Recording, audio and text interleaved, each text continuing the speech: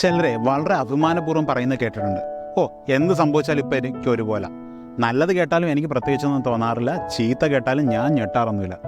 Actually ഇതൊരു stress response ആണ്. കുറേ നാളായിട്ട് ഒരു പേഴ്സൺ സ്ട്രെസ്ഫുൾ ആയിട്ടുള്ള സിറ്റുവേഷൻസിലൂടെ കടന്നു പോവുകയാണെങ്കിൽ അവരുടെ ഈ ഫൈറ്റ് ഓർ ഫ്ലൈറ്റ് റെസ്പോൺസ് ഒക്കെ ഇത്രയും നാളെ ആക്ടിവേറ്റ് ആയി നിൽക്കുമ്പോൾ സംഭവിക്കുന്നൊരു കുഴപ്പമാണ്. മൃഗങ്ങളില്ലേ പെട്ടെന്നില്ല ഉരുണ്ടുകൊണ്ട് ചത്തതുപോലെയൊക്കെ കിടക്കുന്ന കാണിക്കുന്ന അത്തരം ഒരു രീതിയിലേക്ക് നമ്മുടെ നെർവസ് സിസ്റ്റം പോയേക്കുന്നു.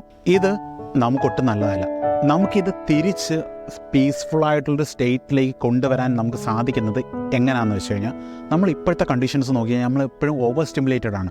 ഇപ്പോൾ നോക്കിയാലും ഒരു തരത്തിലുള്ള വീഡിയോ അല്ലെങ്കിൽ മറ്റൊരു തരത്തിലുള്ള വീഡിയോ, നമ്മൾ കേൾക്കുന്ന വാർത്തകൾ ഈ ടൈപ്പ്, അങ്ങനെയെല്ലാം വരുമ്പോൾ നമ്മൾ കണ്ടിന്യൂസ് ആയിട്ട് ഇങ്ങനെ ആങ്സൈറ്റിയിൽ നിൽക്കുകയാണ്. ഒരു ദിവസം കുറച്ചെങ്കിലും ഒരു 10 മിനിറ്റെങ്കിലും ഒരു സ്റ്റിമുലേഷനും ഇല്ലാതെ, ഒരു തരത്തിലുള്ള ശബ്ദമോ ചിന്തകളോ ആരെങ്കിലും വിളിക്കുകയോ സംസാരിക്കുകയോ ഒന്നും ചെയ്യാതെ പീസ്ഫുള്ളായിട്ട് ഒരിടത്തിരിക്കാൻ നോക്കുക. നമ്മുടെ തന്നെ തോട്ട്സിനെ കുറിച്ച് നമ്മൾ പ്രോസസ്സ് ചെയ്യുക. What am I feeling, am I okay? ഇത്തരം ചിന്തകൾ നമ്മളോട് തന്നെ നമ്മൾ ചോദിക്കുക. കുറച്ച് ദിവസം കഴിയുമ്പോൾ നമ്മൾ നമ്മുടെ ഇമോഷൻസിനെ താനെ പ്രോസസ്സ് ചെയ്യാൻ തുടങ്ങും. ആൻഡ് നമ്മുടെ നെർവസ് സിസ്റ്റം ഹീലായി തുടങ്ങുകയും ചെയ്യും.